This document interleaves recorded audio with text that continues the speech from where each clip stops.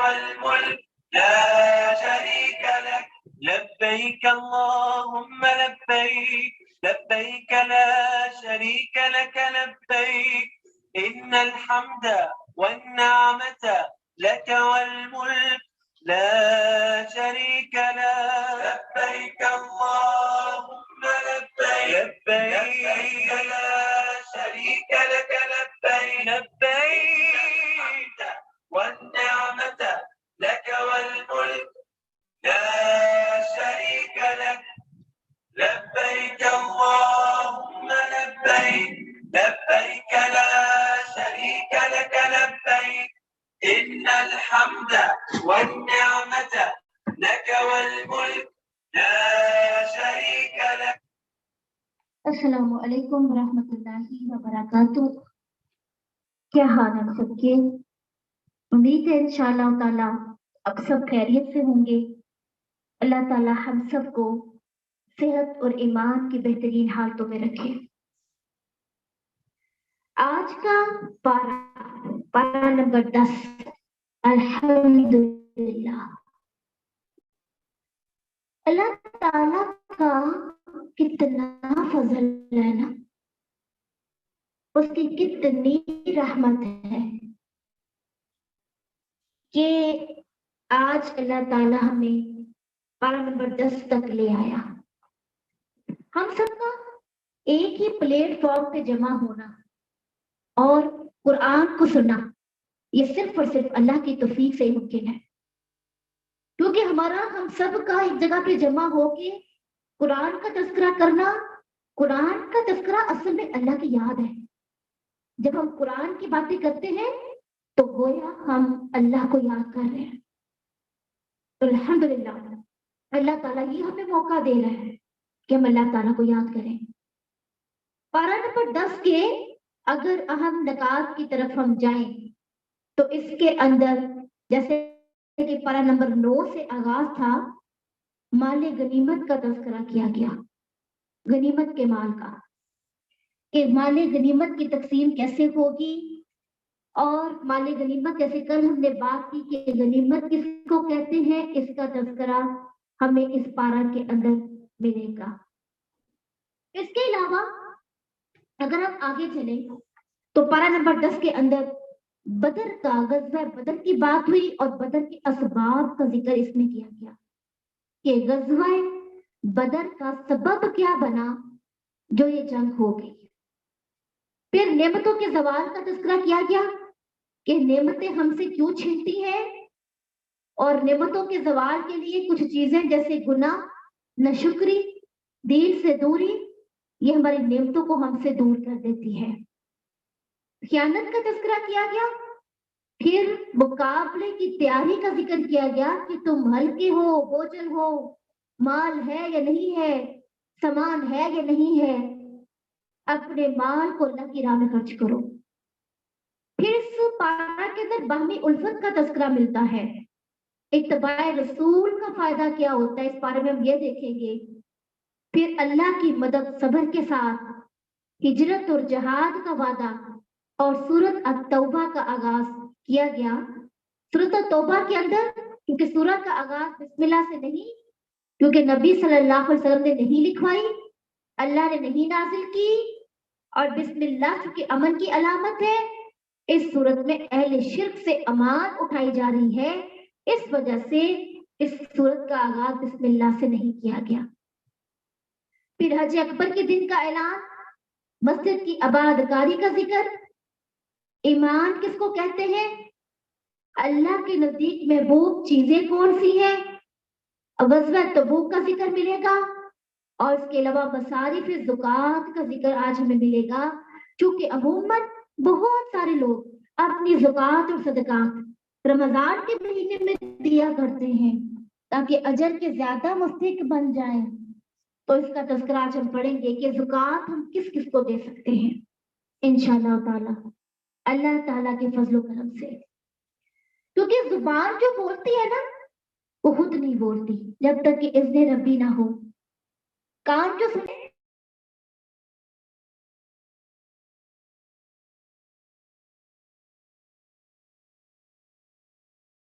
इसलिए रब्बी के बगैर सुन नहीं पाते हैं। तो आज हम अल्लाह ताला से ये दुआ करते हैं कि ये आंखें, ये कान, ये दिल पूरी तरह मुतवज्जे होके हमें इस पारे को सीखने वाला और इस पे अमल करने वाला बना दे। शुरू करते अपने पारे का आगाज करते हैं। आऊज़ु बिल्लाहि मिनश शैतानिर रजीम, बिस्मिल्लाहिर रहमानिर रहीम, रब्बि शरह ली सदरी व यस्सिर ली अमरी वहलुल उक़दतम मिन लिसानी यफ़क़हू क़ौली। पारा नंबर 10, आयत नंबर 41। वअलमू अन्नमा गनिमतुम मिन शैइन फअन्ना लिल्लाहि खुमुसहु व लिर्रसूल। और जान लो कि बेशक तुम जो कुछ भी गनीमत से हासिल करोगे तो बेशक इसका 5वां हिस्सा अल्लाह के लिए है और उसके रसूल के लिए और क़राबतदारों के लिए और यतीमों के लिए और मस्कीनों और मुसाफिरों के लिए, अगर तुम अल्लाह पर और इस चीज पर ईमान लाए जो हमने अपने बंदे पर फैसले के दिन नाजिल की, जिस दिन 2 जमातें मुकाबिल हुई। अल्लाह हर चीज पर पूरी कुदरत रखने वाला है। अल्लाह रब्बुल इज्जत ने माले गनीमत को उम्मत मोहम्मदिया के लिए हलाल बना दिया है। गनीमत उस माल को कहते हैं जो काफिरों से जंग करने के बाद हाथ में आता है, और माले फे किसको कहते हैं? उस माल को कहते हैं जो बगैर जंग के हासिल हो। जैसे वो माल जो मुसलमानों और काफिरों के दरमियान मसालहत के नतीजा में हासिल हो, या कोई ज़िम्मी माल छोड़कर मर जाए और उसका वारिस ना हो, और वो माल जो जिज़िया और खराज के तौर पर हासिल हो। इस आयत करीमा के मुताबिक माल गनीमत के 5 हिस्से कर दिए गए। एक हिस्सा किसका है? अल्लाह और उसके रसूल का। और इस आयत के अंदर बाकी जो 4 हिस्से हैं वो जंग में शरीक होने वालों को अदल और इंसाफ के साथ तकसीम किए जाने की हुक्म दिया गया। आयत नंबर 42 के अंदर आता है, इज़ अंतुम बिल उद्वत दुनिया वहुम बिल उद्वतिल क़ुस्वा। जब तुम करीब वाले किनारे पर और वो दूर वाले किनारे पर थे और काफिला तुमसे नीचे की तरफ था, और अगर तुम आपस में वादा करते तो जरूर मुकर्रर वक्त के बारे में आगे पीछे हो जाते, लेकिन ताकि अल्लाह इस काम को पूरा कर दे जो किया जाने वाला था। जो हलाक हो वाज़ह दलील के साथ हलाक हो, और जो जिंदा रहे वाज़ह दलील से जिंदा रहे, और बेशक यकीनन अल्लाह सब कुछ सुनने वाला और जानने वाला है। अब यहाँ से इस आयत से, आयत नंबर 42 से आगाज हो जाता है गज़वा बदर का, और इस पारा के अंदर बहुत सारी आयात 59 से भी आगे इन आयात में गज़वा बदर ही का तज़किरा मिलेगा। गज़वा बदर किसको कहते हैं? और गज़वा बदर के बाद हम इसको सीखने के बाद इसके अंदर से कुछ अहम पॉइंट्स को देखेंगे, और आज हम जो कहानी सुनेंगे वो है गज़वा बदर की। आज की जो स्टोरी है, स्टोरी ऑफ पारा, क्या होगी? गज़वा बदर की कहानी। तो आइए हम गज़वा बदर की कहानी को सुनते हुए फिर आगे हम आयात के साथ अहम आयात को देखेंगे। गज़वा बदर 17 रमजान 2 हिजरी में हुई। जरा रुकिए, किस दिन हुई? 2 हिजरी में और 17 रमजान। रमजान के महीने में जंग का होना किस बात की निशानी देता है?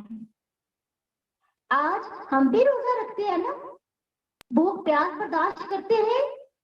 हमारे पास तो अल्हम्दुलिल्लाह कोई ऐसी जंग वाली कैफियत नहीं है।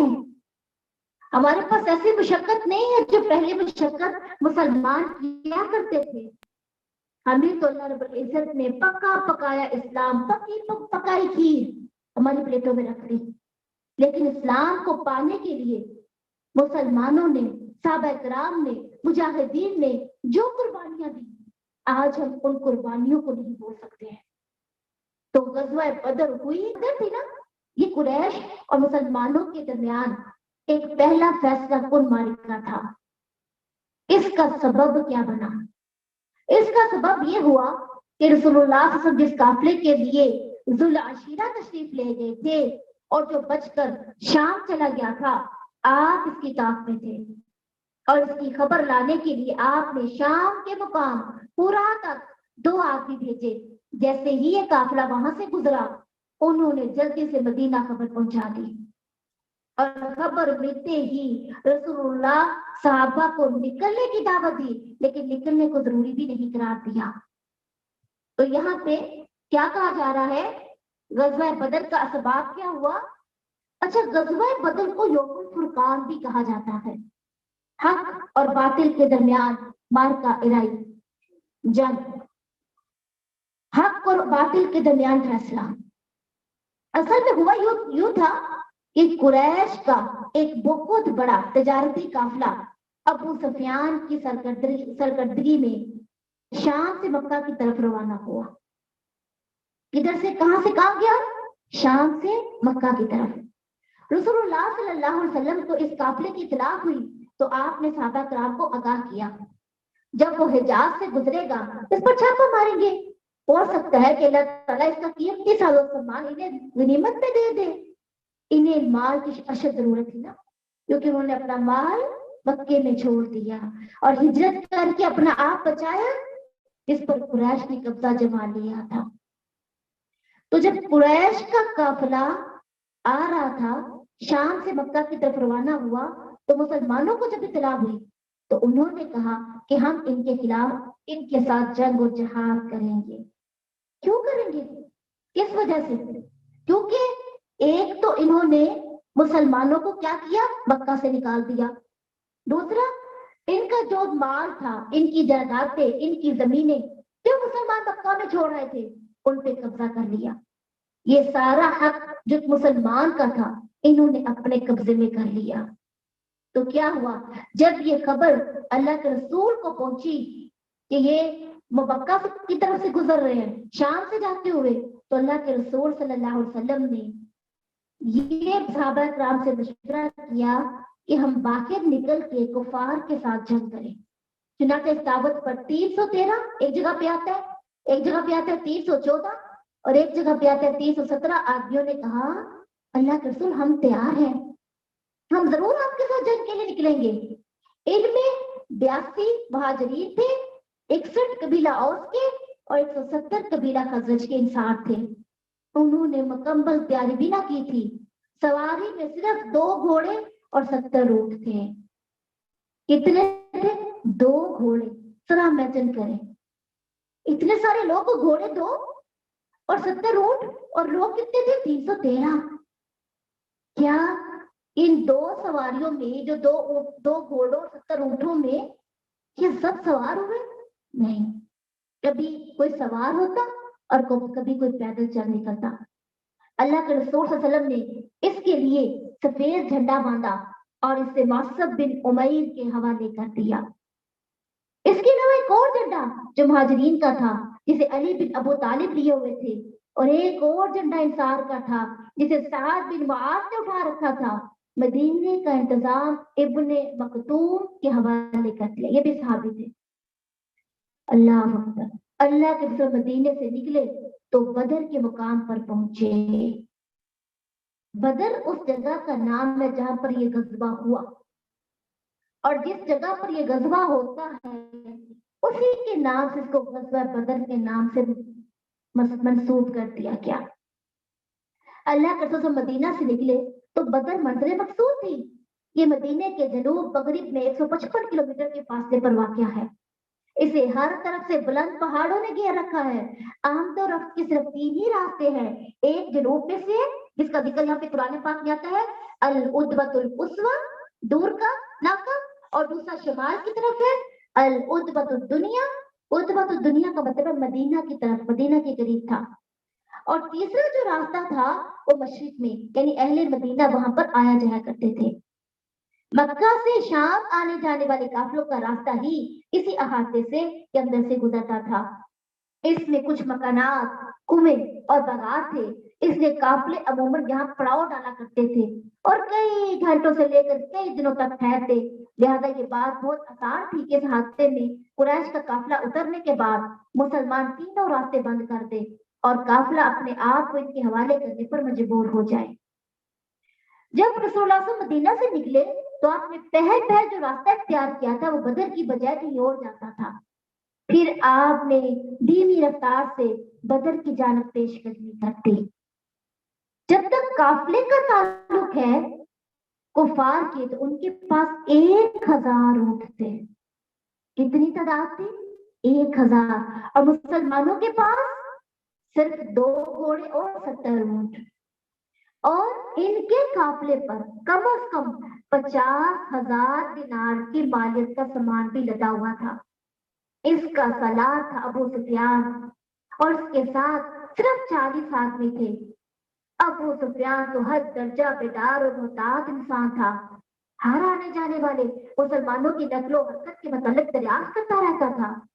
چنانچہ ابھی وہ بدر سے کافی دور تھا کہ اسے مسلمانوں کے نکلنے کا علم ہو گیا. اب دیکھیں اس کے پاس تھوڑی سی تعداد تھی 40.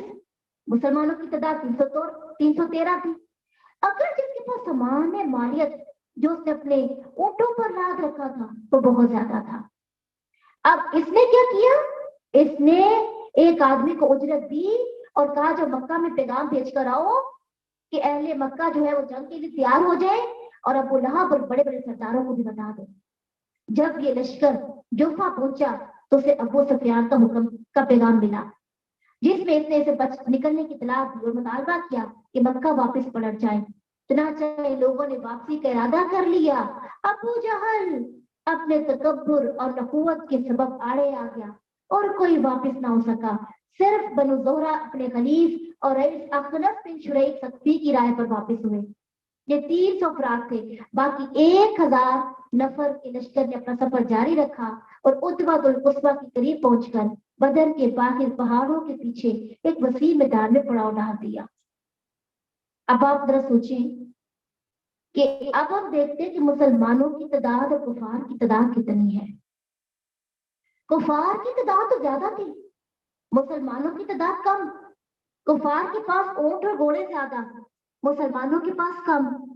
کفار کے پاس تیر اور تلوار بھی زیادہ اور مسلمانوں کے پاس تلوار اور تیر بھی نہیں تھے. تو جب انہوں نے یہ صورتحال دیکھی نا, ابو بکر اور عمر فاروق سے آپ نے مشورہ کیا اور مقدار رضی اللہ عنہ اٹھے اور انہوں نے کہا اللہ کے رسول واللہ ہم وہ بات نہیں کریں گے جو بنی اسرائیل نے موسیٰ علیہ السلام سے کہی تھی. بنی اسرائیل نے موسیٰ سے کیا کہا؟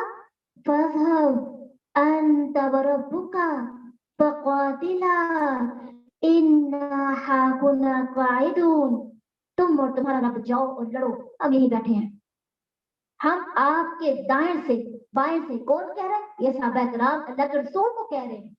ہم آپ کے دائیں سے بائیں سے آگے سے پیچھے سے لڑیں گے. اس سے نبی صلی اللہ علیہ وسلم کا چہرہ مبارک چمک اٹھتا ہے.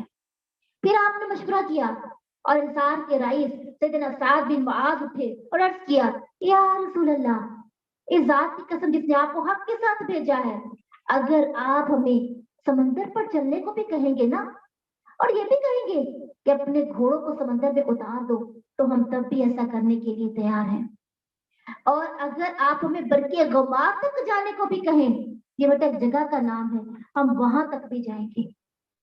جب یہ بات دیکھیں نا, جب آپ مجھے یہ کہیں کہ میں آپ کے ساتھ ہوں, میں آپ کی ہر خوشی ہر غم میں آپ کا ساتھ دوں گا, تو کتنا انسان کا دل بھر جاتا ہے نا, کتنی خوشی ہوتی ہے. بالکل اسی طرح اللہ کے رسول کے ساتھی صحابہ کرام, انہوں نے اللہ کے رسول کے ساتھ اتنا ہمدردی اور محبت کا مظاہرہ کیا, کہا اللہ کے رسول آپ پر تو ہم جان بھی قربان کرنے کو تیار ہیں. اور آج جب اللہ کے رسول کے خاکے بنائے جائیں اور آج اگر اللہ کے رسول کے خلاف پروپیگنڈے کیے جائیں اور اگر آج قرآن کو نالیوں کی زینت بنایا جائے, قرآن کے اوراق پر پیشاب کیا جائے, پخانہ کیا جائے, تو میرا اور آپ کا دل کیا ڈرتا ہے کہ ہمیں اس قرآن کے اوراق سے محبت ہے؟ کیا ہمیں اللہ کے رسول صلی اللہ علیہ وسلم کی ذات سے محبت ہے؟ اگر ہم کچھ نہیں کر سکتے, آواز نہیں اٹھا سکتے, تو دعا تو کر سکتے ہیں نا. یہ تو کہہ سکتے ہیں کہ یا رب اس ملک پاکستان کی حفاظت فرما اور یہاں پہ رہنے والوں کو امن دے, اور جو لوگ بھی میرے نبی کے خاکے بنائے گستاخی کرے, یا رب اس سے تو خود انتقام لے لے. کیا ہمارے الفاظ اور ہماری زبان اس بات کی بھی ہمیں اجازت نہیں دے گی؟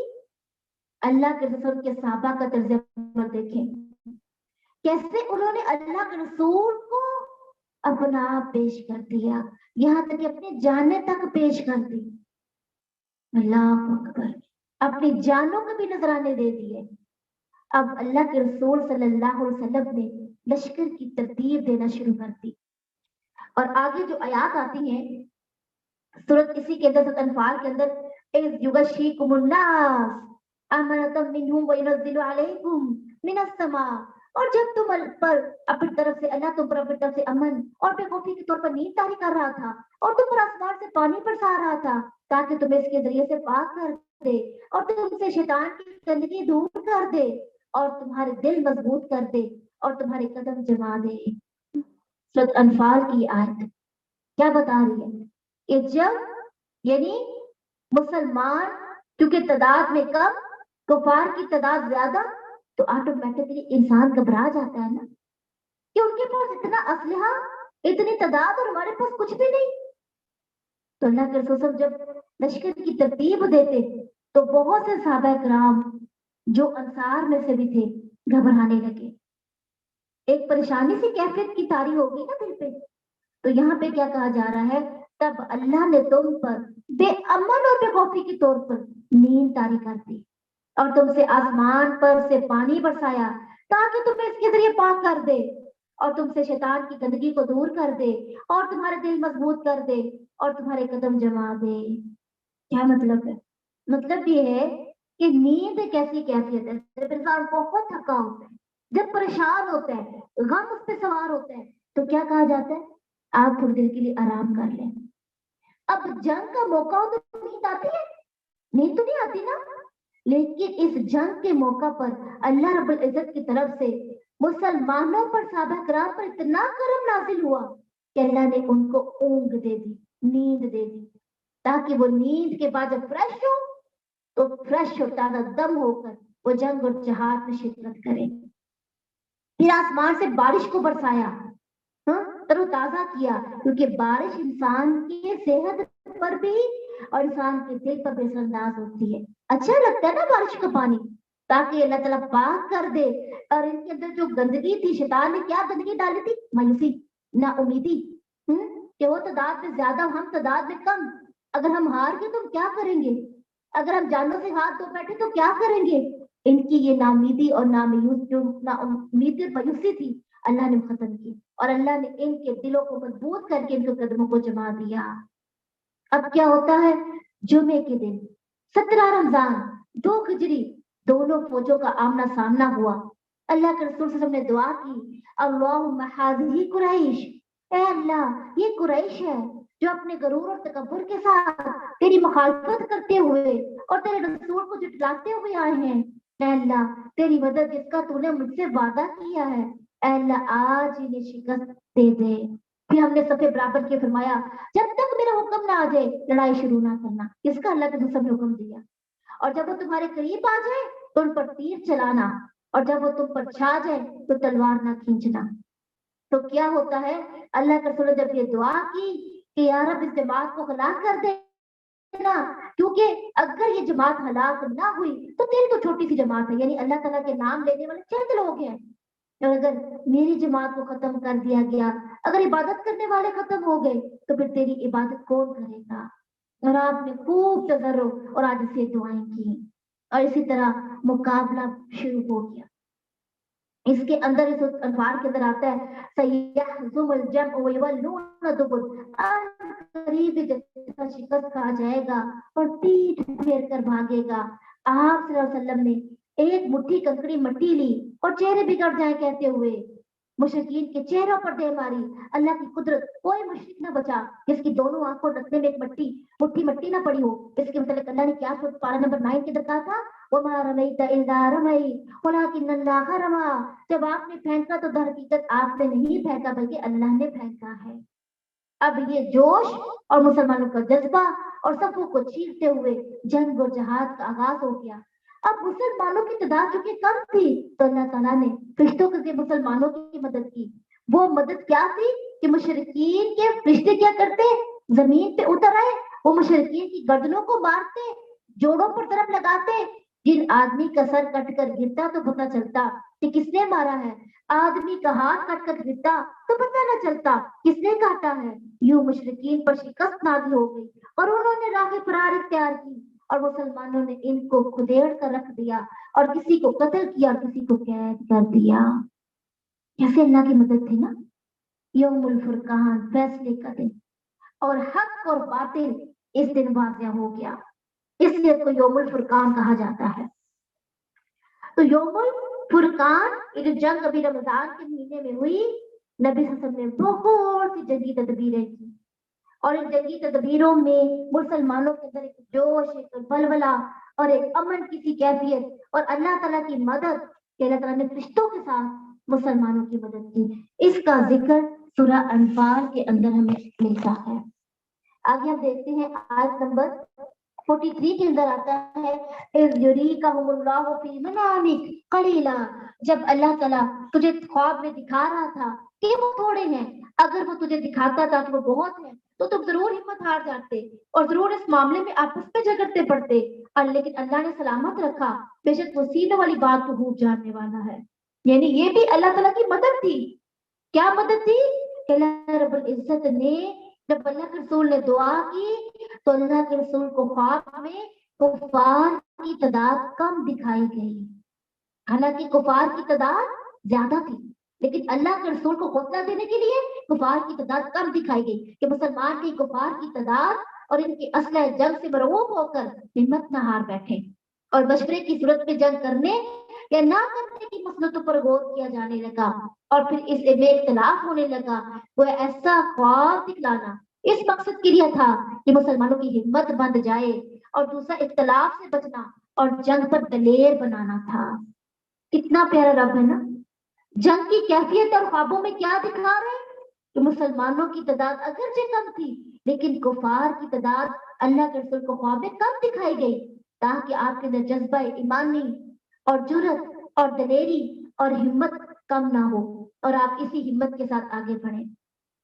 फिर आयत नंबर 45 के अंदर कहा गया, या अय्युहल्लज़ीना आमनू इज़ा लक़ीतुम फ़िअतन फस्बुतू वज़कुरुल्लाह कसीरन लअल्लकुम तुफ़्लिहून। ऐ लोगों जो ईमान लाए हो, जब तुम किसी गिरोह के मुकाबिल हो तो जमे रहो और अल्लाह को बहुत ज्यादा याद किया करो ताकि तुम फलाह पाओ, और अल्लाह के रसूल का हुक्म मानो और आपस में मत झगड़ो वरना बुद्धिल हो जाओगे और तुम्हारी हवा चली जाएगी, और सब्र करो बेशक अल्लाह सब्र करने वालों के साथ है।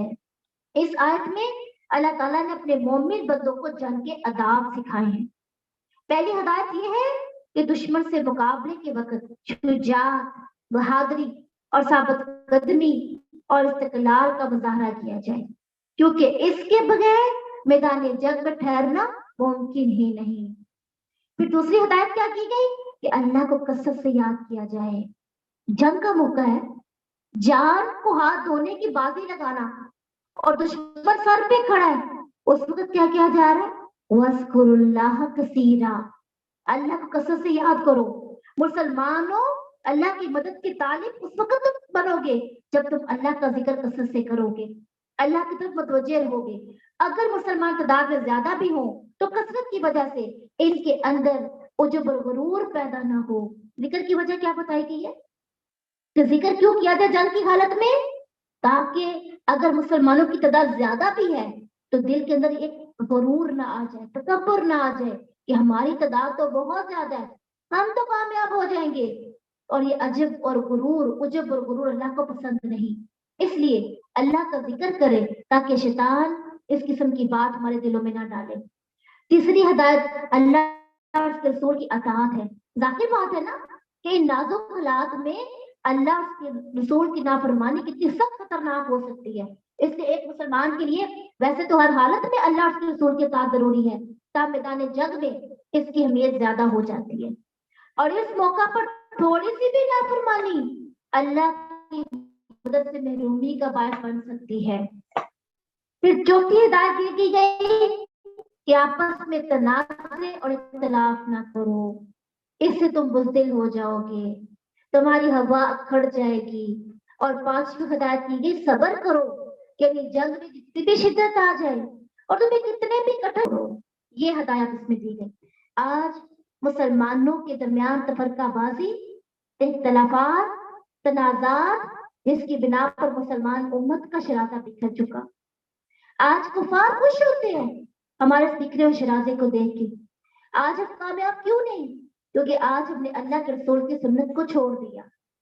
آج ہم محبت کا درس نہیں دیتے، آج ہم فطروں میں پڑے ہیں جس کی بنا پر ہماری ہوا اکھڑ گئی ہے اور کافر ہم پر غالب آ چکا ہے۔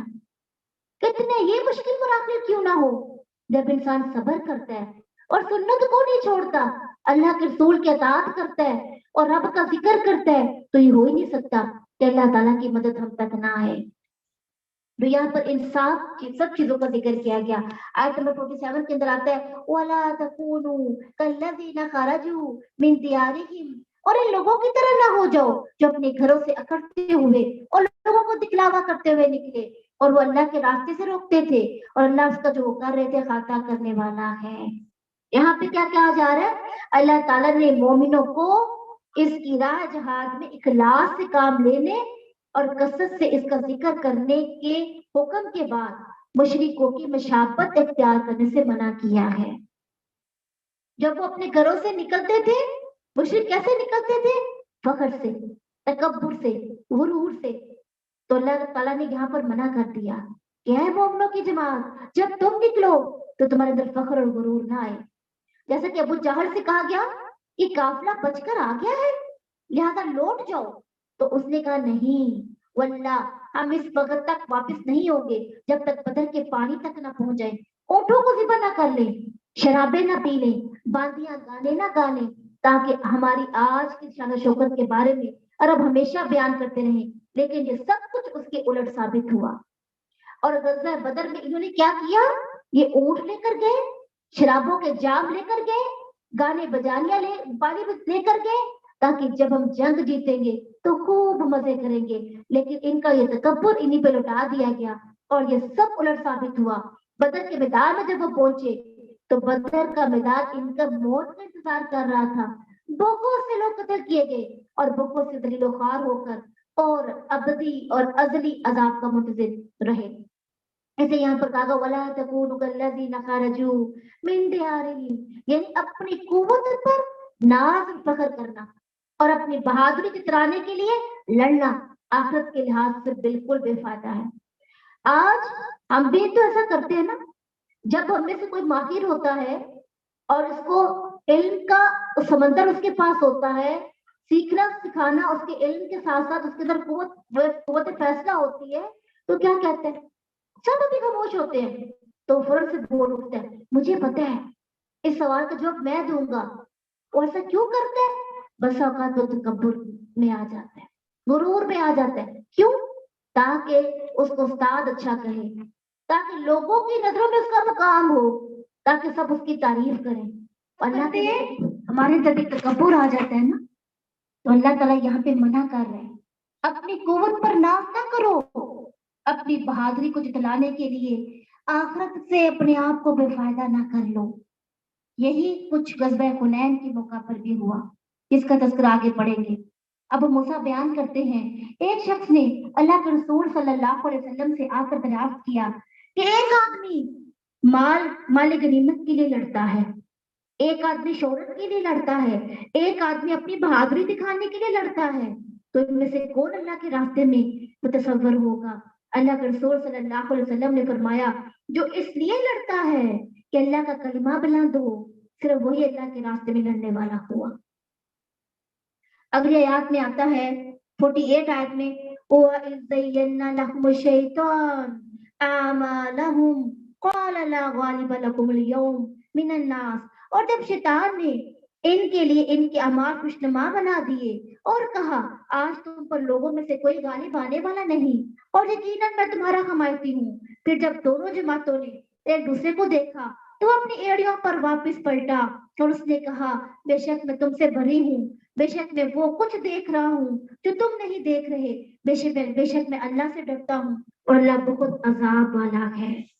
یہاں پہ کیا کہا جا رہا ہے؟ شیطان نے مشرکین قریش کے دل و دماغ میں یہ بات بٹھا دی کہ تمہارا ارادہ بہت ہی اچھا ہے، کیونکہ اس طرح محمد صلی اللہ علیہ وسلم اور اس کے ساتھیوں کی کمر ٹوٹ جائے گی، اور یقین کر لو کہ آج تم غالب ہو کر رہو گی۔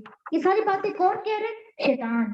کن کے دل میں ڈال رہا ہے؟ کفار کے دل میں، کہ تم آج امت محمدیہ کی اور محمد اور اس کے صحابہ کی کمر کو توڑ ڈالو، اور محمد اور اس کے ساتھیوں کو بھاگنے کی جگہ نہ دینا۔ یہ سب کچھ وسوسے شیطان انسان کے دل میں ڈالتا ہے۔ اور جب یہ دونوں فوجیں آمنے سامنے ہوتی ہیں غزوہ بدر میں، تو شیطان فرشتوں کے مقابلے میں مسلمانوں کے خلاف مدد کے لیے، کفار کی مدد کے لیے آ کھڑا ہوتا ہے۔ لیکن جب وہ دیکھتا ہے کہ فرشتے آسمان سے اتر رہے ہیں تو پیٹھ پھیر کر بھاگ جاتا ہے اور کہنے لگا، میں تمہارے ساتھ کیے ہوئے وعدے سے برات کا اظہار کرتا ہوں۔ کیا کہتے ہیں کافروں کو؟ پہلے تو ان کو یقین دلایا کہ میں تمہارے ساتھ جنگ کروں گا، مسلمانوں کو مات ہوگی، ہرائیں گے۔ لیکن جب اس نے فرشتوں کو دیکھا، کیونکہ فرشتوں کی طاقت اور اللہ تعالیٰ کی طاقت کے مقابلے میں شیطان کی کوئی حیثیت اور حقیقت نہیں، تو جب اس نے فرشتوں کو دیکھا تو باغ کھڑا ہوا اور کیا کہنے لگا، جو کچھ میں دیکھ رہا ہوں تم نہیں دیکھ رہے۔ یعنی کافروں سے کیا کہتے ہیں کہ میں فرشتوں کو دیکھ رہا ہوں جو آسمان سے مسلمانوں کی مدد کے لیے اتر رہے ہیں، اور جو میں دیکھتا ہوں تم نہیں دیکھ سکتے۔ مجھے تو اللہ سے ڈر لگتا ہے کہ میں اللہ کے عذاب سے اس کی گرفت میں نہ آ جاؤں۔ یہ کون کہہ رہا ہے؟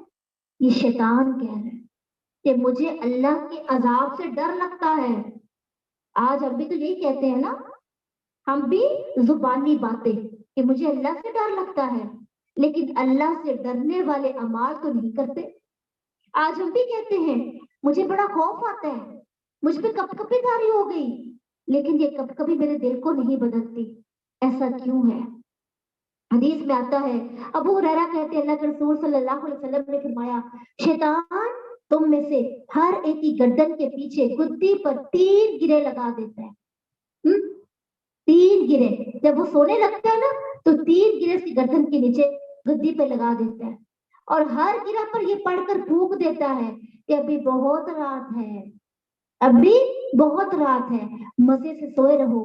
پھر اگر وہ شخص بیدار ہو جاتا ہے اور اللہ کا ذکر کرتا ہے تو ایک گرہ کھل جاتی ہے، اور اگر اس نے وضو کر لیا تو دوسری گرہ کھل گئی، پھر اگر اس نے نماز پڑھ لی تو تیسری گرہ بھی کھل جاتی ہے، اور وہ اس حال میں صبح کرتا ہے کہ وہ خشاش بشاش اور دل شاد ہوتا ہے، ورنہ صبح کو بد باطن اور سست مزاج اٹھتا ہے۔ تو ذرا سوچے، جب ہم صبح نماز کے لیے نہیں اٹھتے اور وقت گزر جاتا ہے تو پھر شیطان کی گرہ نہیں کھلتی۔ حدیث میں آتا ہے، عبداللہ بن مسعود کہتے ہیں کہ نبی اکرم صلی اللہ علیہ وسلم کے سامنے ایک شخص کا ذکر کیا گیا اور کہا گیا کہ وہ برابر تک صبح تک سوتا رہتا ہے، نماز کے لیے نہیں اٹھا، تو آپ نے فرمایا شیطان نے اس کے کان میں پیشاب کر دیا ہے۔ گندگی، نجاست وہ کان میں کر دیتا ہے۔ کیوں کرتے ہیں؟ تاکہ اس کے کانوں میں اذان کے بعد گونجے ہی نہ، تاکہ یہ خیالات اس میں رہے، اور وجہ سے دنیا کی کو کھو کر اللہ کی یاد سے اپنے آپ کو غافل کرتے۔ یہاں پر شیطان کی جو چالیں ہیں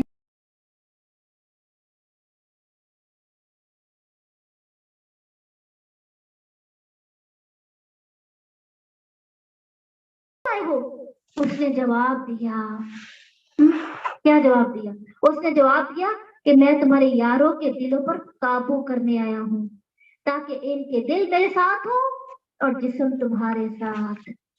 آج ہمارے دل کس کے ساتھ ہے؟ شیطان کے ساتھ، اور جسم تمہارے ساتھ۔ نور علیہ السلام نے کہا، اے اللہ کے دشمن نکل جا۔ ابلیس بولا کہ 5 چیزیں ایسی ہیں جن سے میں لوگوں کو ہلاک کرتا ہوں، لیکن آج میں تمہیں 3 تمہیں بتاؤں گا، 2 تم کو نہیں بتاؤں گا۔ یہ پیغمبر نور علیہ السلام کو شیطان کہہ رہے ہیں کہ 2 چیزیں میں تمہیں بتاؤں گا، 3 چیزیں بتاؤں گا، 2 نہیں بتاؤں گا۔ تو نور علیہ السلام کو وہی ہوئی، کسی کہو 3 کی مجھے حاجت نہیں ہے اور 2 تم بیان کر دو۔ ابلیس نے کہا، انہی 2 سے میں 2 آدمیوں کو ہلاک کرتا ہوں اور ان کو کوئی نہیں چھوڑتا، میں چھوڑتا نہیں ہوں۔ اور وہ کیا؟ نمبر 1، میں کس آدمی کو کس طرح ہلاک کرتا ہوں؟ ایک حسد کی وجہ سے میں ان کو ان کی نیکیاں ان سے چھین لیتا ہوں۔ حسد کے بارے میں کیا آتا ہے؟ حسد نیکیوں کو जला देता है। अल्लाह अकबर।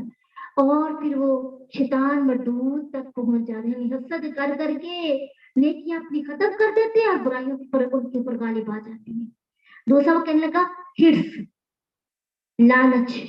आदम के लिए मैंने जन्नत मुबाह कर दी गई, मैंने हिर्स की बदौलत इसे अपना काम निकाल लिया।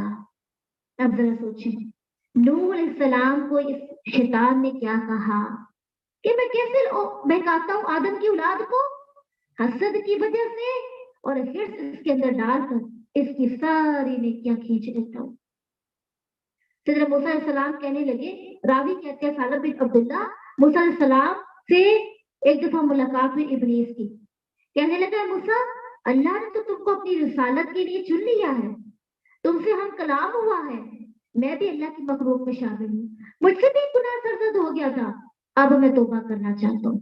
तो ये कहते हैं शैतान, आप मेरे परवरदिगार अज़्ज़ व जल के पास मेरी सिफारिश कर दीजिए कि मैं तौबा कर ले। हज़रत मूसा ने अल्लाह ताला से दुआ की, हुक्म हुआ कि मूसा हम तुम्हारी हाजत जरूर पूरी करेंगे। फिर सैयदना मूसा शैतान से मिले और कहा, मुझे ये हुक्म हुआ है कि तुम आदम की कब्र को सजदा करो तो तेरी तौबा कबूल हो जाएगी। शैतान ने क्या कहा, इनकार किया। गुस्से में आकर कहने लगा, मैंने तो आदम को उनकी जिंदगी में सजदा नहीं किया, तो अब मरने पर उनको सजदा करूं। तो फिर शैतान ने कहा, ऐ मूसा तुमने जो अपने परवरदिगार के पास मेरी सिफारिश की, इससे तुम्हारा मुझ पर एक हक है। यानी बात उसने पहले भी नहीं मानी, अब भी नहीं मानी। उस वक्त भी उसने सजदे से इनकार किया, तो अब भी अल्लाह ताला ने हुक्म दिया कि तुम सजदा कर दो, तुम्हारी तौबा कबूल हो जाएगी। लेकिन उसने अब भी इनकार कर दिया। अल्लाह के हुक्म का इनकार पे इनकार, हठधर्मी, तकब्बुर, जिद। अब कहने लगा, मूसा मैं तुम्हें बताऊं कि कैसे मैं इब्ने आदम की औलाद को बहकाता हूँ। तो कहने लगा, मूसा सलाम कहने लगे, वो कैसे? तो कहता है, गुस्से के वक्त जब मैं इसको गुस्से में डाल देता हूँ ना, और मैं जब इसके अंदर वसवसा डाल देता हूँ, और फिर ये गुस्सा मैं उसकी आंख के अंदर, उसके दिल के अंदर, उसके रगो पोस्ट के अंदर खून की तरफ दौड़ाता हूँ, तो फिर मैं उस पर गालिब आ जाता हूँ।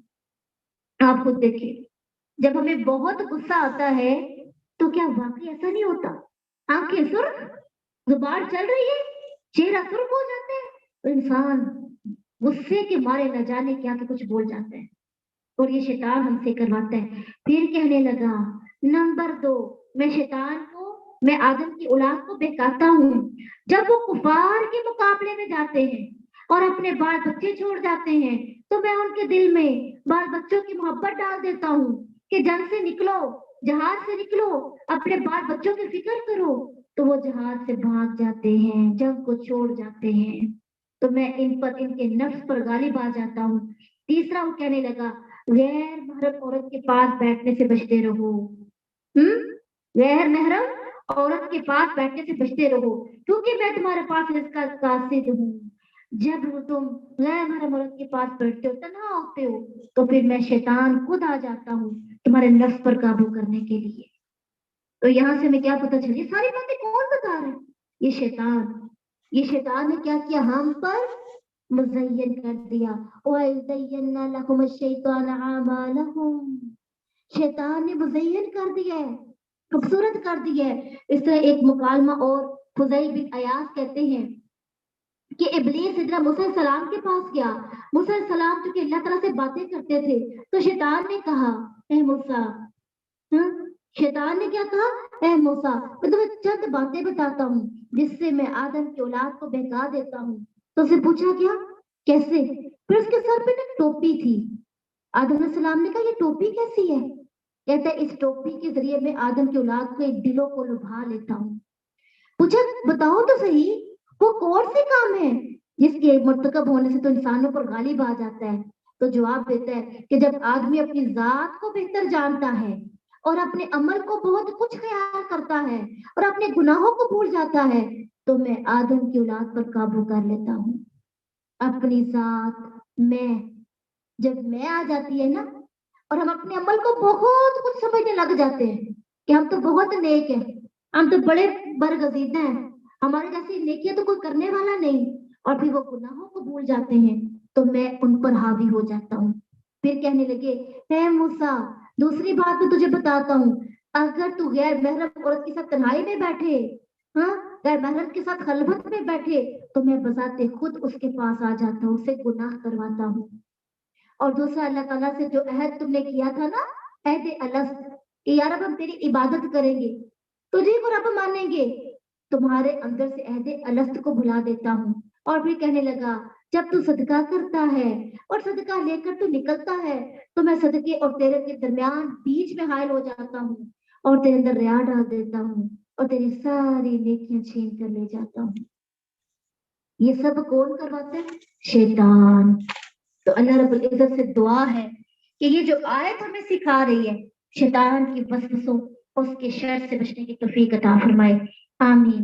آیت نمبر 51 کے اندر کہا گیا وَلَوْ تَرَىٰ إِذْ يَتَوَفَّى الَّذِينَ كَفَرُوا الْمَلَائِكَةُ يَضْرِبُونَ، اور کاش تو دیکھے جب فرشتے لوگوں کی جان قبض کرتے ہیں جنہوں نے کفر کیا، ان کے چہروں اور پشتوں پر مارتے ہیں اور جلنے کا عذاب چکھو، یہ اس کے بدلے ہے جو تمہارے ہاتھوں نے آگے بھیجا، اور اس لیے کہ یقیناً اللہ بندوں پر جو کچھ بھی تم ظلم کرنے والے کچھ بھی ظلم کرنے والا نہیں ہے۔ یہاں پہ اللہ تعالیٰ نے کیا فرمایا ہے کہ اے نبی اگر آپ اس حالت کو دیکھ لیں جب فرشتے کفار کی روحیں قبض کر رہے ہوتے ہیں تو آپ دیکھیں گے کہ ایک ہولناک اور دہشت ناک منظر ہے۔ اور یہ آیت کریمہ کہتے ہیں کہ غزوہ بدر کے سیاق میں ہے کہ ہر کافر کے حق میں یہ عام ہے۔ کیا کہا گیا؟ برا بن عازب کہتے ہیں ملک الموت جب کافر کے پاس آتا ہے تو اس کی روح سے کہتا ہے اے خبیث نفس نکل اپنے اللہ کی ناراضگی اور غضب کی طرف، تو یہ سن کر روح اس کے جسم میں پھرنے لگ جاتی ہے، دوڑنے لگ جاتی ہے اور وہ نکلنا نہیں چاہتی، تو ملک الموت اس کے جسم سے اس طرح اس کو نکالتا ہے جس طرح گیلی اون سے لوہے کی سلاخ کو نکال لیا جاتا ہے۔ اللہ اکبر، اتنی تکلیف کے ساتھ۔ اور ایک جگہ پہ آتا ہے کہ اللہ کے رسول نے فرمایا مومن کے علاوہ کافر کی روح کو جب نکالا جاتا ہے تو فرشتے اس کو مارتے ہیں، اس کو تکلیف دیتے ہیں، وہ کہتے ہیں نکلو، اور وہ جسم بدن میں دوڑتی پھرتی ہے، نکلنے سے انکار کر دیتی ہے تو فرشتے اس کو جسموں پر اس کی پیٹھوں پر اس کے چہروں پر مارتے ہیں۔ اللہ اکبر۔ اور وہ کیا کہتے ہیں یہ اس لیے کہ بے شک اس نے اس چیز کی پیروی کی جس نے اللہ کو ناراض کر دیا اور اس کی خوشنودی کو برا جانا اور اس نے ان کے اعمال ضائع کر دیے۔ آج طرح دیکھیے وہ تو کافر تھے نا جنہوں نے کھلا کفر کیا، ہم چھپ چھپ کے کفر کرتے ہیں، ہم منافق ہیں۔ وہ تو کھلا کلمے کا انکار کرتے تھے، ہم پڑھ کے کلمے کا انکار کر دیتے ہیں۔ وہ تو کھلا مسلمانوں کی پیٹھ پہ چھرے گھونپتے تھے، آج مسلمان کے دشمن بن چکے ہیں۔ ہمارا کیا ہوگا؟ کبھی سوچا ہم نے کہ جب ہمارے جان کی کیفیت ہوگی، وقت آئے گا تو ہمارا کیا بنے گا؟ اللہ تعالیٰ ہمیں بچا کے رکھے۔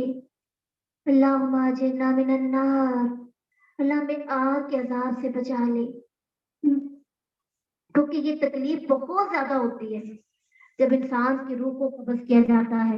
پھر آیت نمبر 55 کے اندر آتا ہے ان شر الدواب عند اللہ الذین کفروا فهم لا یؤمنون، بے شک سب جانوروں سے برے اللہ کے نزدیک وہ لوگ ہیں جنہوں نے کفر کیا تو وہ ایمان نہیں لاتے۔ شر الناس کون ہے؟ پیچھے کیا کہا گیا تھا؟ شر الدواب، جانوروں سے بدتر۔ اور دواب کے لغوی معنی کیا ہوتے ہیں؟ انسان اور چپاؤ دونوں کے لیے بولا جاتا ہے، لیکن عام استعمال چپاؤ کے لیے۔ تو یہاں پر کیا کہا گیا کافروں کا تعلق انسانوں سے ہی نہیں بلکہ جانوروں سے بھی ہے، سب سے بدتر جانور ہے وہ۔ جیسے کہ پارہ نمبر 9 کے اندر بھی کفار کو انکار کرنے والوں کو جانوروں سے تشبیہ دی گئی تھی۔ آیت نمبر 58 کے اندر آتا ہے وَإِمَّا تَخَافَنَّ مِن قَوْمٍ خِيَانَةً، اگر کبھی تو کسی قوم کی جانب سے کسی خیانت سے بالواقعی ڈرے تو ان کا ہاتھ ان کی طرف مساوی طور پر پھینک دے، بے شک اللہ خیانت کرنے والوں سے محبت نہیں کرتا۔ خیانت، خائن کون ہوتا ہے؟ جو اللہ کی حدود کی خلاف ورزی کرتا ہے، خیانت کرتا ہے۔ جو خائن ہوتا ہے جو اللہ تعالیٰ کے رسول کی خیانت کرتا ہے، بات نہیں مانتا، خائن ہوتا ہے۔ کیا آج ہم بھی خائن ہیں؟ چیک کریں اپنے آپ کو۔ اللہ تعالیٰ ہمارے اندر سے جو अमानतों में खयानत और मशवरों में खयानत और मोहब्बतों में खयानत और ये जो बुक्स हैं और दोस्तियों में खयानत, इनको निकाल दे। आमीन या रब्बल आलमीन। आयत नंबर 64 में कहा गया, या अय्युहन नबिय्यु हस्बुकल्लाह व मन इत्तबाका मिनल मुमिनीन। ए नबी, तुझे अल्लाह काफी है और इन मोमिनों को भी जो तेरे पीछे चल रहे हैं। यहाँ पे क्या कहा जा रहा है कि ए नबी, तू अकेला नहीं है, तेरे साथ तेरा तेरा रब है। जब भी तुझे किसी चीज की जरूरत पड़े तो अपने रब से कह हस्बुकल्लाह। आज हमें भी जब अपने रब की जरूरत पड़े तो हम क्या कहें? हस्बुकल्लाह। अल्लाह तू काफी है, अल्लाह तू काफी हो जा। अल्लाह के रसूल सल्लल्लाहु अलैहि वसल्लम ने फरमाया, मैं जामे बातें देकर भेजा गया हूँ और रोब के जरिए मेरी मदद की गई है, और मैं सो रहा था कि जमीन के तमाम खजानों की चाबियां मेरे पास लाई गई और मेरे हाथ पर रख दी गई। अबू हुरैरा ने इस हदीस को बयान करने के लिए कहा कि रसूल सल्लल्लाहु अलैहि वसल्लम तो दुनिया से तशरीफ ले गए, अब तुम इन खजानों को निकाल रहे हो। यानी वो खजाने जो अल्लाह के रसूल हमें दे गए, वो ईमान, वो इखलास, वो तकवा, अल्लाह ताला हमें उन खजानों का मालिक बना दे और हम उसकी चाबियां बन जाए, खैर की चाबियां बन जाए। आमीन या रब्बल आलमीन। फिर हम देखते हैं आयत नंबर 72 के अंदर आता है, इन्नल्लज़ीना आमनू वहाजरू फजाहदू बिअम्वालिहिम। बेशक जो लोग ईमान लाए और उन्होंने हिजरत की और अपने माल और अपनी जानों के साथ अल्लाह के रास्ते में जिहाद किया, और वो लोग जिन्होंने जगह दी और मदद की, ये लोग इनके बाद के दोस्त हैं।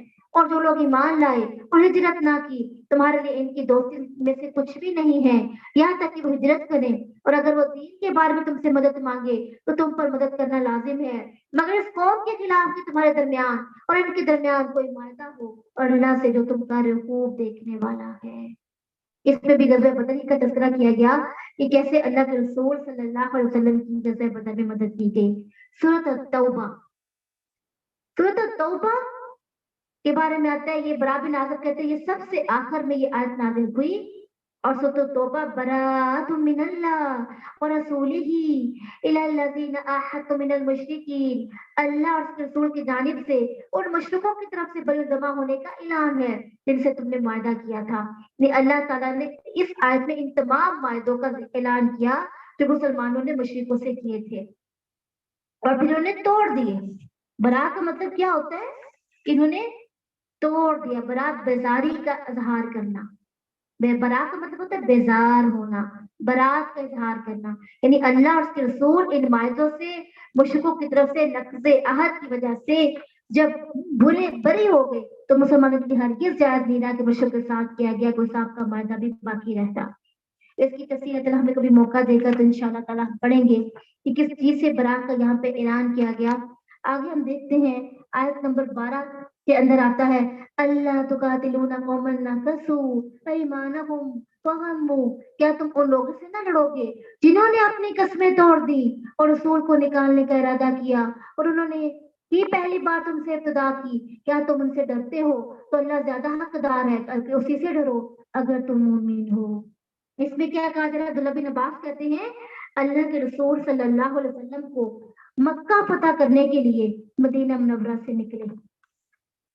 अल्लाह के रसूल मक्का को फतह करने के लिए मदीना मुनव्वरा से निकले। रमजान का महीना था, आपकी हमरा 10,000 का लश्कर था।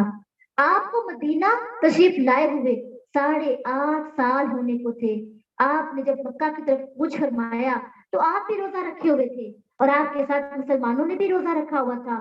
जब आप मकाम कुदैद पर जो अस्फान और तदीद के दरमियान चश्मा है पहुंचे तो आपने रात की हमराहियों ने रोजा खोल लिया। और वह बिन जुबैर कहते हैं, अल्लाह के रसूल ने फरमाया, जब फतह मक्का के लिए आप रवाना हुए, अबू सुफियान बिन हर्ब अपने साथियों हकीम बिन गजाम और बदेल बिन वर्का के हमरा मक्का से बाहर निकला। ये लोग रसूलुल्लाह सल्लल्लाहु अलैहि वसल्लम के बारे में मालूमात हासिल करने निकले थे। चलते चलते ये मारू जरान में आ निकले।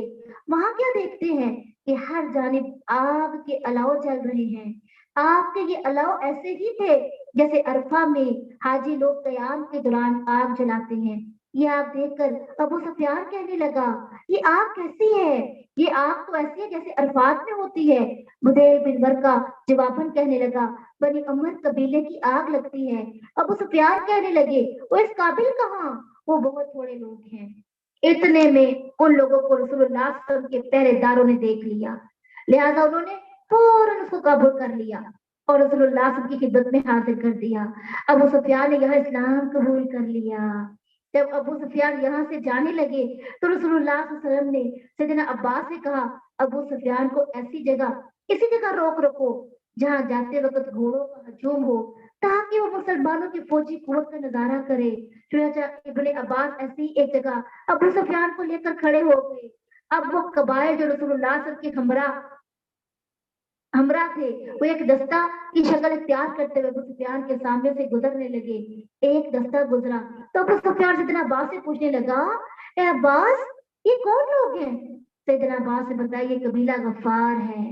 ابو سفیان نے کہا مجھے غفار سے کیا سروکار، مجھے سے کوئی لینا دینا نہیں۔ پھر جو ہے یہ نہ دستہ گزرا تو ابو سفیان نے وہی جملہ دہرایا۔ پھر سعد بن حزیم قبیلہ گزرا تو ابو سفیان نے ایسا ہی کہا۔ پھر قبیلہ سلیم گزرا تو بھی ابو سفیان نے ایسا ہی کہا۔ آخر گزرتے گزرتے ایک ایسا عسکری دستہ گزرنے لگا اس کی شان کا دستہ پہلے نہیں گزر پایا تھا۔ ابو سفیان نے پوچھا یہ کون لوگ ہیں؟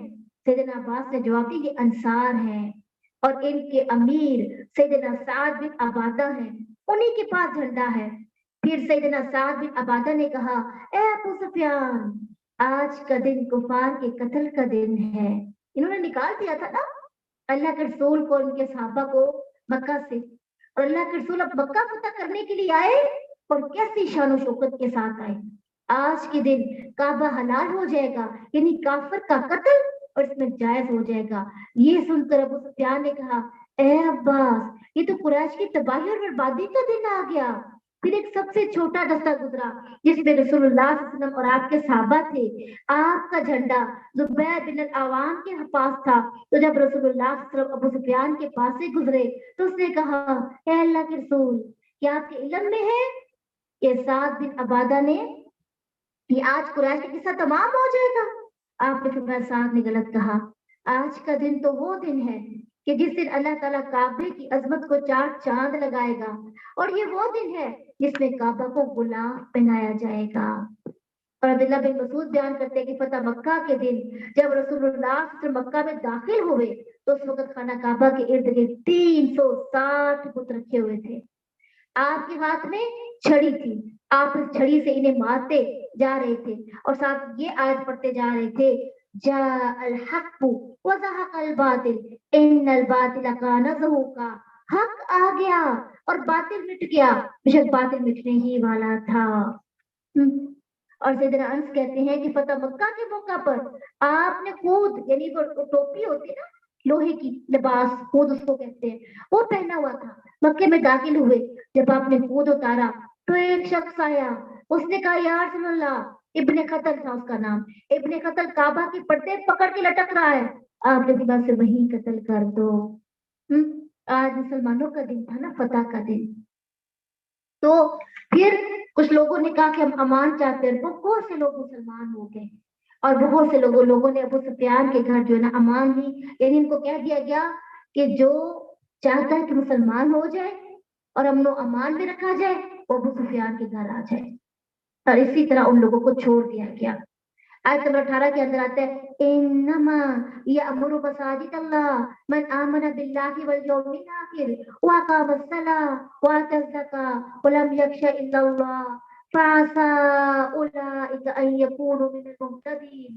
اللہ کی مسجدیں تو وہی آباد کرتا ہے جو اللہ اور آخرت کے دن پر ایمان لایا اور اس نے نماز قائم کی اور زکوٰۃ ادا کی اور اللہ کے سوا کسی سے نہ ڈرا، تو یہ لوگ امید کے ہدایت پانے والوں میں سے ہوں گے، یہ لوگ امید ہے کہ ہدایت پانے والوں میں سے ہوں گے۔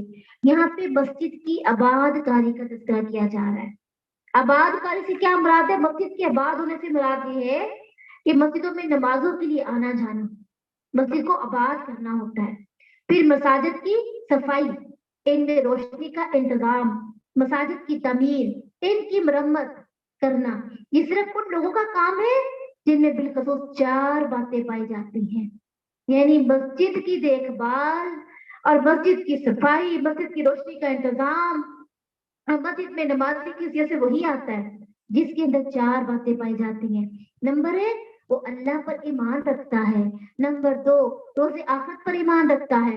नंबर 3, फिर इसी ईमान की ज़ाहिरी शहादत के लिए नमाज को कायम करता है, ज़कात की अदायगी और अल्लाह के सिवा किसी से नहीं डरता। ये वो लोग होते हैं जो मस्जिद की इबादतगारी और अदब एहतराम नहायत आला दर्जे पर करते हैं।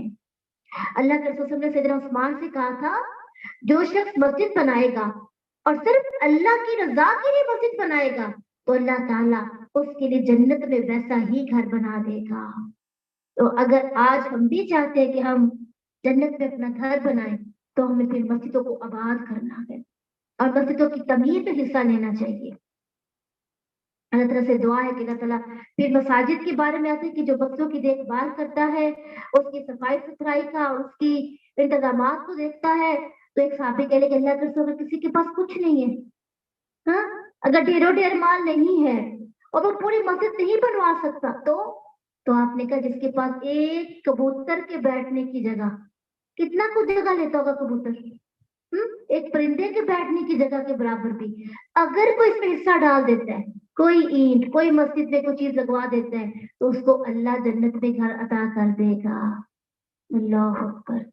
इतना सवाब है मस्जिदों के अंदर, मस्जिदों की आबादकारी का, मस्जिदों की तमीर करने का।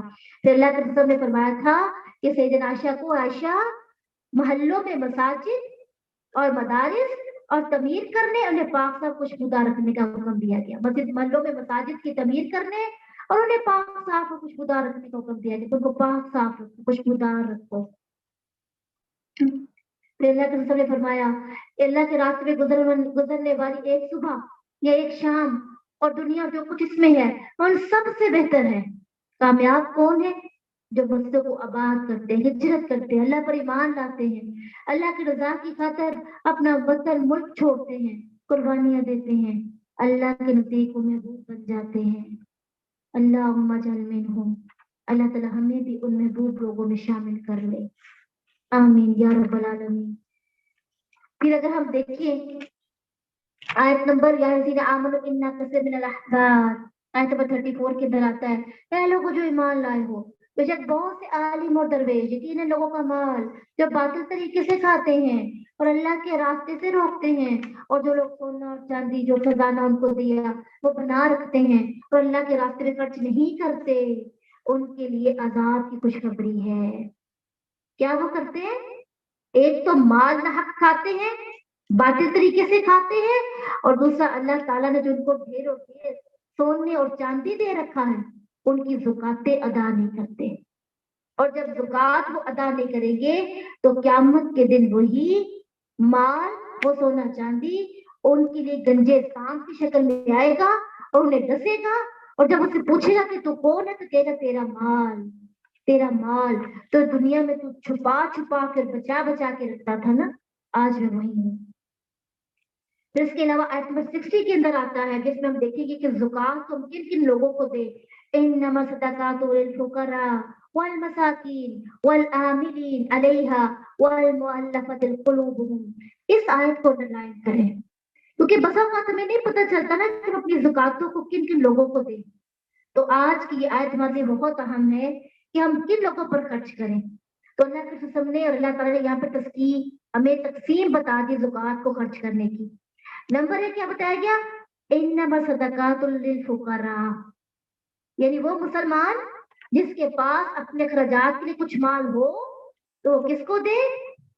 सदकात फुकरा को, फकीरों को। पहला तो फिर दर्जा क्या, कैटेगरी क्या आती है? फकीर। अबू रहमान बयान करते हैं सैयदना अब्दुल्ला बिन उमर बिन आस एक शख्स ने सवाल किया से उमर बिन आस से सवाल किया कि क्या हम फुकरा मुहाजिरीन में शामिल नहीं है? सैयदना अब्दुल्ला ने उनसे पूछा क्या तेरी बीवी है जिसके साथ तू क्या पसीर है? उसने जवाब दिया हाँ मेरी बीवी है। सैयदना अब्दुल्ला ने फिर सवाल किया क्या तेरा घर है जिसमें तू रहता है? उसने जवाब दिया जी हाँ मेरा घर भी है। सैयदना अब्दुल्ला ने कहा फिर तो तू अमीर और गनी लोगों में से है। उस शख्स ने बताया मेरे पास एक खादम भी है। तो अब्दुल्ला ने कहा तो फिर तो बादशाहों में से है। तो अब्दुल्ला बिन उमर बिन आस के पास फिर 3 आदमी हैं, इत्तेफाक से वो भी मौजूद थे। वो कहने लगे, ए मोहम्मद, अल्लाह की कसम, हमारे पास कोई चीज नहीं है, घर का खर्चा मुयस्सर नहीं, ना कोई माल मवेशी है, ना हम कोई मालो मता रखते हैं। अब्दुल्ला ने कहा, तुम जिस तरह चाहो मैं ताबत करने के लिए तैयार हूँ। अगर तुम चाहो तो हमारे पास पहुंच जाओ, हम तुम्हें इतना देंगे जितना अल्लाह ताला ने हमारे लिए मुकद्दर कर रखा है, जितनी हमारी तौफीक है, इस्तिताअत हम तुम्हें देंगे। तो हम तुम्हारा जिक्र सुल्तान से करेंगे, वो तुम्हारी आनत करेगा, यानी जिसके पास ये माल है ना, उससे हम तेरी सिफारिश करेंगे। और अगर चाहो तो इसी फकर पर सब्र करो। मैंने रसूलुल्लाह सल्लल्लाहु अलैहि वसल्लम को ये फरमाते हुए सुना, बेशक फुकरा मुहाजिरीन मालदारों से 40 साल पहले जन्नत में पहुंच जाएंगे।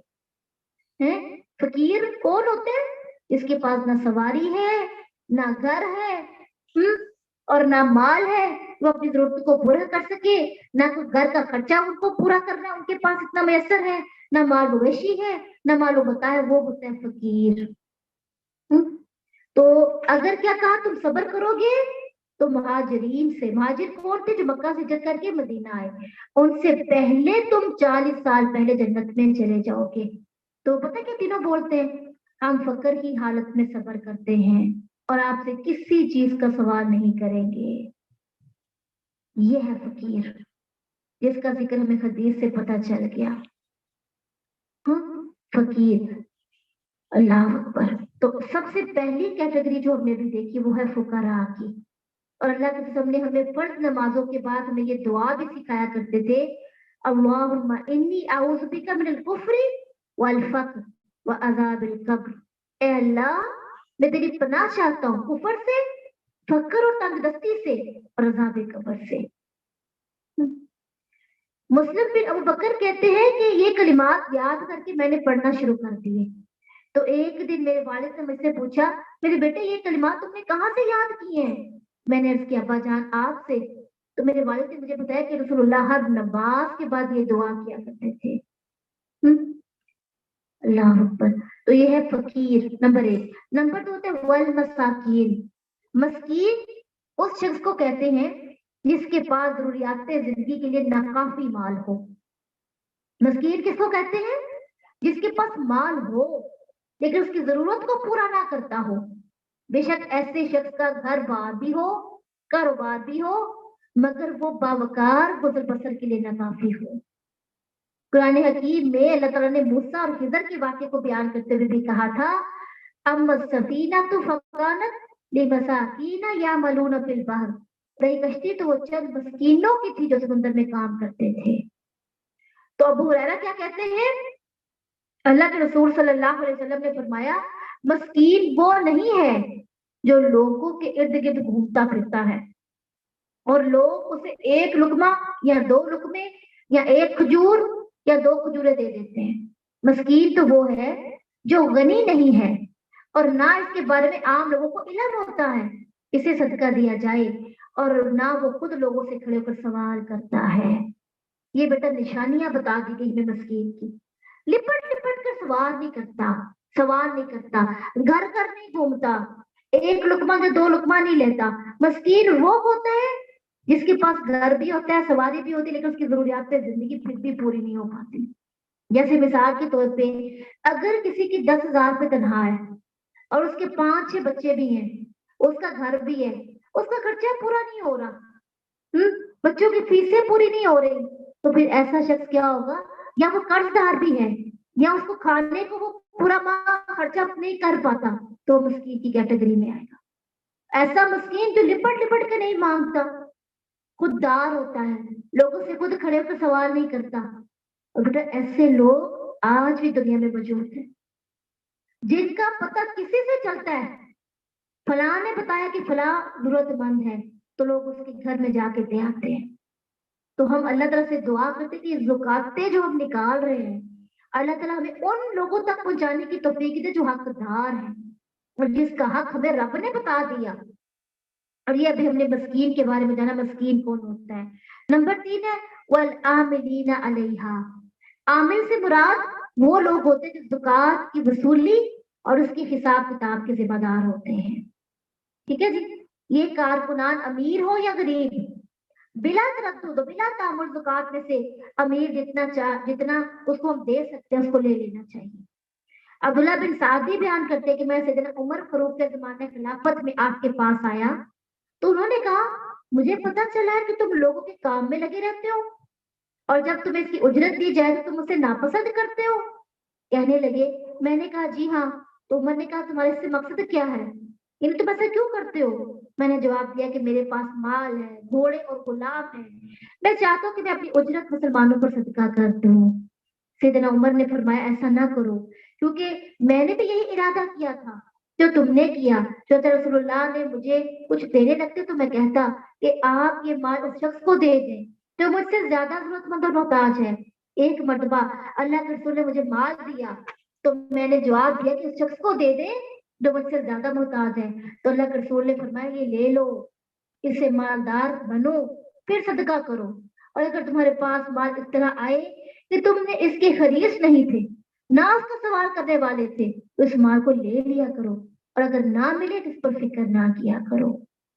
یہ کہا جا رہا ہے یہ زکات کو اکٹھا کرنے پہ جو حکومت وقت بھی کرتی ہے نا, جیسے یہ کام ہے نا عمر فاروق اور سیدنا ابوبکر صدیق کے دور میں زکات کے لیے عامل مقرر کیا کرتے تھے, اور اللہ کے رسول نے بھی عامل مقرر کیا تھا جو لوگوں سے زکات اکٹھی کرنے کے لیے جاتا.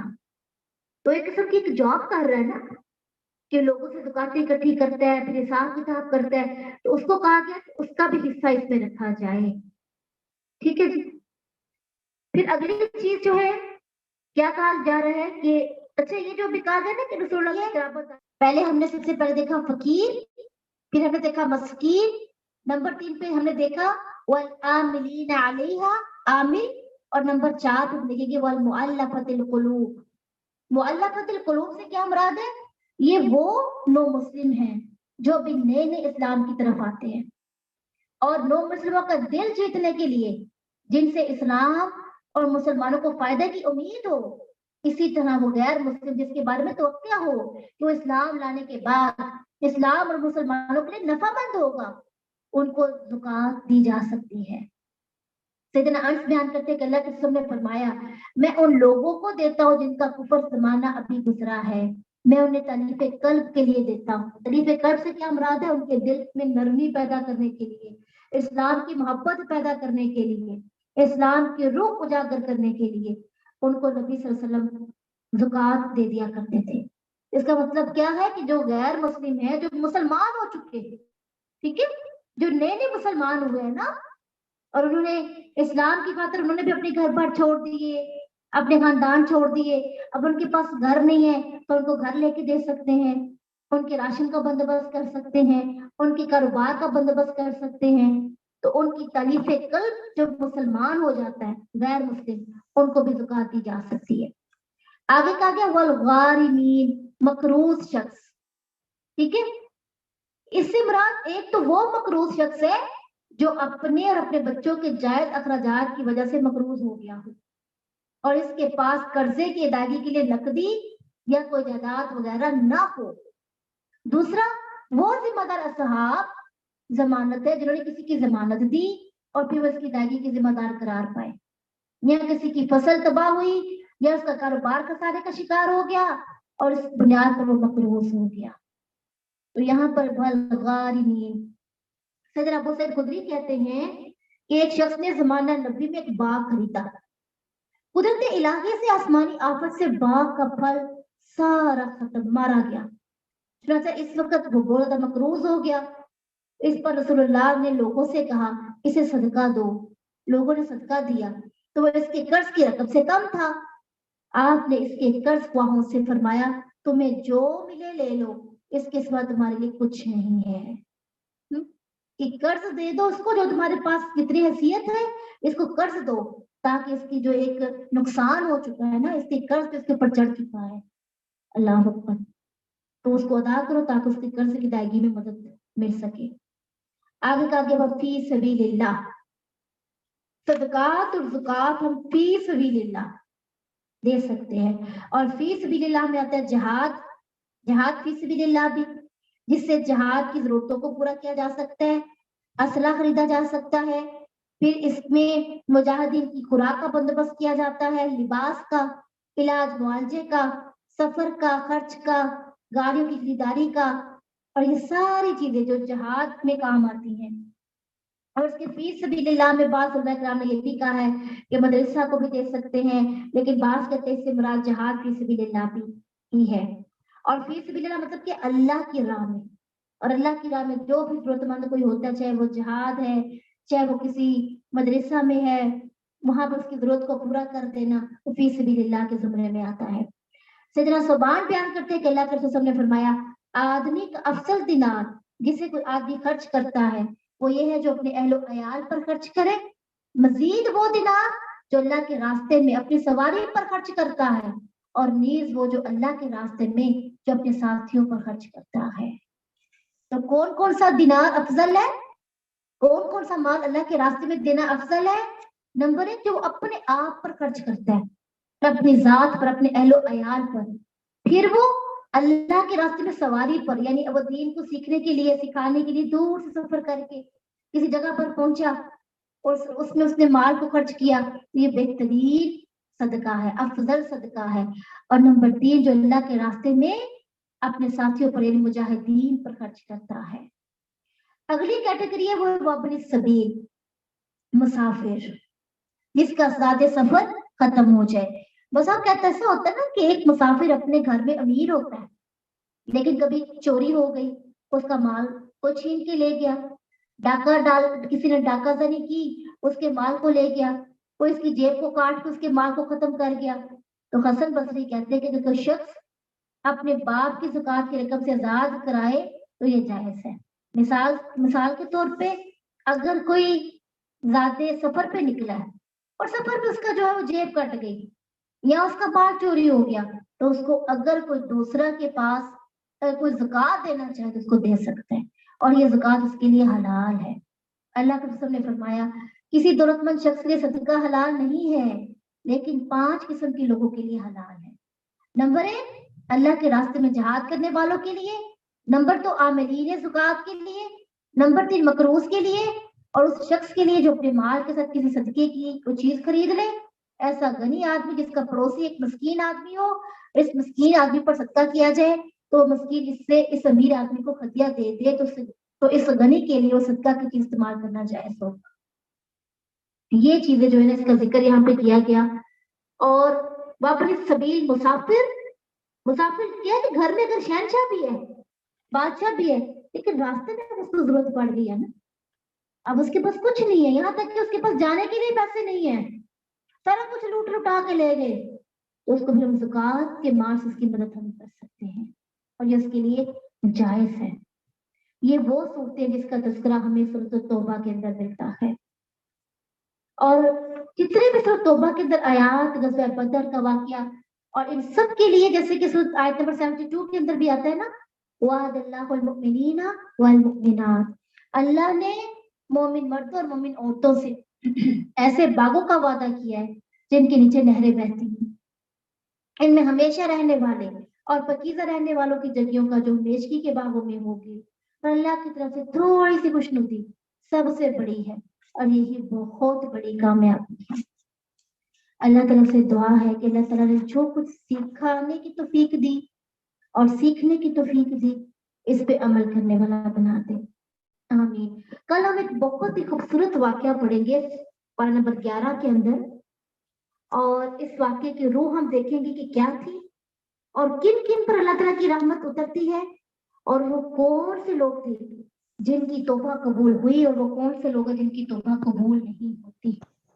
انشاءاللہ پارہ نمبر 11 کے اندر اللہ کی توفیق سے اگر اللہ نے موقع دیا بولنے کا اور سیکھنے سکھانے کا، اور ضرور انشاءاللہ ہم اس کو دیکھیں گے۔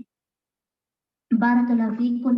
اللہ تعالیٰ سے دعا ہے کہ اللہ تعالیٰ ہمارے علم و عمل میں برکت دے اور ہم سے راضی ہو جائے، آمین یا رب العالمین۔